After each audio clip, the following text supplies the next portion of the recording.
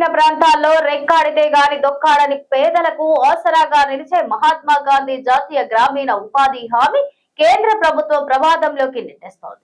రాష్ట్రానికి ఎటికేడు లేబర్ బడ్జెట్లు భారీగా తగ్గిస్తూ క్షేత్ర స్థాయిలో ఆ పథకాన్ని నిర్వీర్యం చేస్తోంది. పని గణనీయంగా తగ్గించడమే కాకుండా నిధుల విధుల్లో జాప్యం చేస్తూ పేదల పొట్ట కొడుతోంది. 4 ఏళ్ల కాలంలోనే గ్రామీణ కూలీల పని దినాలను సగానికి సగం తగ్గించింది. 2022-23 ఆర్థిక సంవత్సరంలో తెలంగాణకు 11 కోట్ల పని దినాలను మంజూరు చేసిన కేంద్రం 2025-26లో వాటిని 7 కోట్లకే పరిమితం చేసింది. అంటే సుమారు 4 కోట్ల పని దినాలను కుదించి 36% పనులకు కోత పెట్టింది. ఫలితంగా గ్రామాల్లో వేలాది కుటుంబాలు ఉపాధి కోల్పోయి వలసల బాట పట్టాల్సిన దుస్థితి ఏర్పడింది. గ్రామీణ ప్రాంతాల్లో రెక్కాడితే గాని డొక్కాడదని పేదలకు ఆసరాగా నిలిచే మహాత్మా గాంధీ జాతీయ గ్రామీణ ఉపాధి హామీ పథకాన్ని కేంద్ర ప్రభుత్వం ప్రమాదంలోకి నెట్టేస్తోంది. రాష్ట్రానికి ఎటికేడు లేబర్ బడ్జెట్ ను భారీగా తగ్గిస్తూ క్షేత్రస్థాయిలో ఆ పథకాన్ని నిర్వీర్యం చేస్తోంది. పని దినాలను గణనీయంగా తగ్గించడమే కాకుండా నిధుల విడుదలలో జాప్యం చేస్తూ పేదల పుట్టగొడుతోంది. 4 ఏళ్ల కాలంలోనే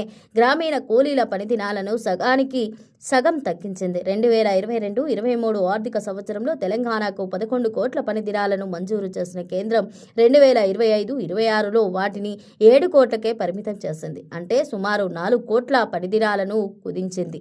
36% పనులను కోత పెట్టింది. ఫలితంగా గ్రామాల్లో వేలాది కుటుంబాలు ఉపాధి కోల్పోయాయి.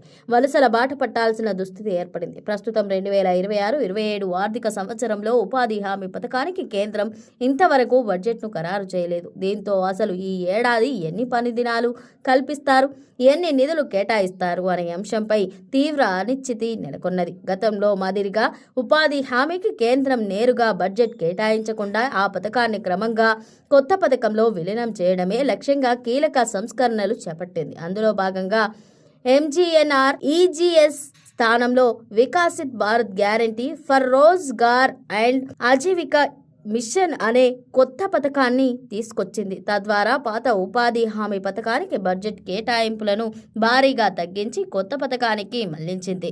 ప్రస్తుతం పథకంలో కేంద్రం 60%, రాష్ట్ర ప్రభుత్వాలు 40% నిధులను భరించాల్సి ఉంటుంది. ఉపాధి హామీ చట్టం ప్రకారం పాత పద్ధతిలో పని అడిగితే హక్కుగా కల్పించాలనే నియమం ఉండేది.